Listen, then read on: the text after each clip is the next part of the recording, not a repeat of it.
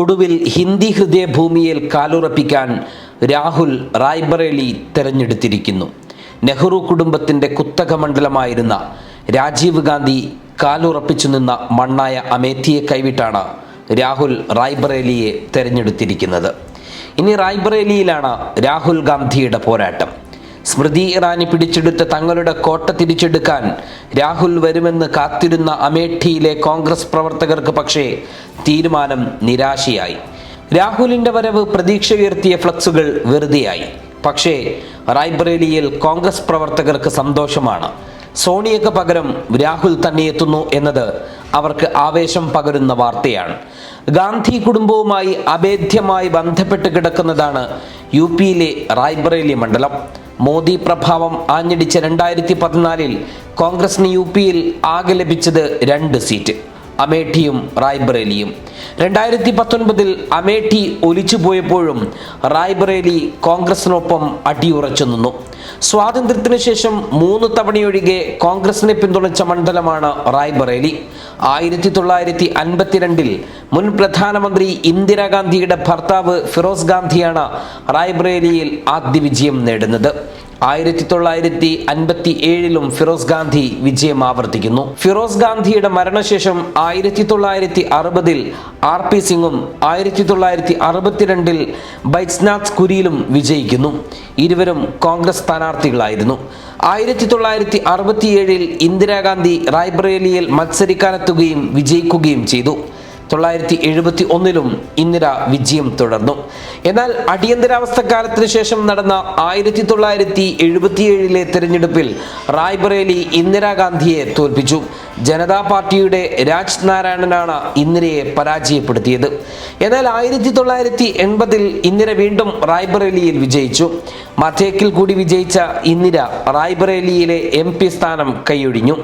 1980 നടന്ന ഉപതെരഞ്ഞെടുപ്പിൽ കോൺഗ്രസിന്റെ അരുൺ നെഹ്റു വിജയിക്കുന്നു. 1984 അരുൺ നെഹ്റു തെരഞ്ഞെടുക്കപ്പെട്ടു. 1989 1991 നെഹ്റു കുടുംബത്തിലെ ബന്ധുവായ ഷീല കൗളാണ് വിജയിക്കുന്നത്. 1996 അശോക് സിംഗിലൂടെ റായ്ബറേലി BJP പിടിച്ചെടുത്ത സംഭവവുമുണ്ടായി. 1998 അശോക് സിംഗ് വിജയം തുടർന്നു. 99 സതീഷ് ശർമ്മയിലൂടെയാണ് കോൺഗ്രസ് മണ്ഡലം തിരിച്ചുപിടിക്കുന്നത്. 2004 മുതൽ 2019 വരെ സോണിയാഗാന്ധിയാണ് തുടർച്ചയായി റായ്ബറേലിയിൽ നിന്നും വിജയിച്ചു വന്നത്. ആരോഗ്യ കാരണങ്ങളാൽ സോണിയാഗാന്ധി രാജ്യസഭയിലേക്ക് മാറിയതോടെയാണ് റായ്ബറേലിയിൽ രാഹുലിന് വഴിയൊരുങ്ങിയത്. ഏതായാലും ലക്നൌവിൽ നിന്നും 82 കിലോമീറ്റർ തെക്കുകിഴക്കായി സായി നദീതീരത്തുള്ള റായ്ബറേലി മണ്ഡലത്തിൽ മത്സരിക്കാനായി രാഹുൽ എത്തുന്നതോടെ മണ്ഡലവും ഗാന്ധി കുടുംബവും തമ്മിലുള്ള ബന്ധം കൂടുതൽ അരക്കിട്ടുറപ്പിക്കുകയാണ്. അതേസമയം എന്നും കോൺഗ്രസിനൊപ്പം നടന്ന മണ്ഡലമായിരുന്നു അമേഠി. 1980 സഞ്ജയ് ഗാന്ധിയിലൂടെ ആരംഭിച്ചതാണ് നെഹ്റു കുടുംബവുമായുള്ള മണ്ഡലത്തിന്റെ ബന്ധം. അതിനുശേഷം 2 വട്ടം 1991 1996 സതീഷ് ശർമ്മയിലൂടെ സീറ്റ് മറ്റൊരു കോൺഗ്രസ് നേതാവിലേക്ക് പോയെങ്കിലും 1999 സോണിയാഗാന്ധി ആദ്യ തിരഞ്ഞെടുപ്പിൽ മത്സരിക്കാൻ അമേഠി തിരഞ്ഞെടുത്തതോടെ വീണ്ടും നെഹ്റു കുടുംബത്തിലേക്ക് ആ മണ്ഡലം തിരിച്ചു വന്നു. ഇതിനിടയിൽ 1998 സഞ്ജയ് സിൻഹയിലൂടെ ഒരു തവണ മണ്ഡലം BJP പക്ഷത്തേക്കും പോയി. രാഹുൽ ഗാന്ധിക്ക് തെരഞ്ഞെടുപ്പ് കളമൊരുക്കാനായാണ് സോണിയാഗാന്ധി 2004 അമേഠിയിൽ നിന്ന് റായ്ബറേലിയിലേക്ക് മാറിയത്.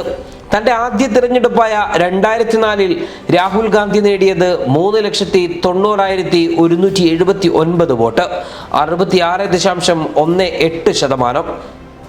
രണ്ടാം സ്ഥാനത്തെത്തിയ BSP 99,326 വോട്ടാണ് നേടിയത്. മൂന്നാം സ്ഥാനത്തുണ്ടായിരുന്ന BJPക്ക് ലഭിച്ചത് വെറും 55,438 വോട്ട്. 2009 71% വോട്ട് നേടിയ രാഹുലിന് പക്ഷേ 2014 കിട്ടിയ വോട്ട് വിഹിതം 46.71%. 2004 9%, 2009 5% മാത്രം വോട്ട് നേടിയ BJP 2014 34.38% വോട്ട് നേടി 28% വർധനവ് നേടി. റായ്ബറേലിയിൽ രാഹുൽ മത്സരിക്കുന്നതോടെ ഉത്തരേന്ത്യയിൽ നിന്ന് ഒളിച്ചോടിയെന്ന BJPയുടെ പ്രചാരണ പ്രചരണത്തെ ചെറുക്കാൻ സാധിക്കുമെന്ന ആത്മവിശ്വാസത്തിലാണ് കോൺഗ്രസ്. റായ്ബറേലി നിലനിർത്തുക എന്നത് കോൺഗ്രസിന്റെയും ഇന്ത്യ സഖ്യത്തിന്റെയും അഭിമാന പോരാട്ടമായി മാറും. വയനാട്ടിലെ തെരഞ്ഞെടുപ്പ് കഴിഞ്ഞാണ് രാഹുൽ റായ്ബറേലിയിലേക്ക് എത്തുന്നത്. അതിനാൽ തന്നെ ഇനിയുള്ള ദിവസങ്ങളിൽ മണ്ഡലത്തിൽ ശ്രദ്ധ കേന്ദ്രീകരിച്ചുള്ള പ്രവർത്തനങ്ങൾ നടത്താൻ സാധിക്കുമെന്ന വിലയിരുത്തലിലാണ് കോൺഗ്രസ്. അനിശ്ചിതത്വങ്ങൾക്കും നിരന്തര ചർച്ചകൾക്കും ശേഷമാണ് റായ്ബറേലിയിൽ കോൺഗ്രസ് സ്ഥാനാർത്ഥി പ്രഖ്യാപനം നടത്തിയത്. അതും നാമനിർദ്ദേശ പത്രിക സമർപ്പിക്കുന്നതിന് മണിക്കൂറുകൾ മാത്രം ബാക്കി നിൽക്കെ.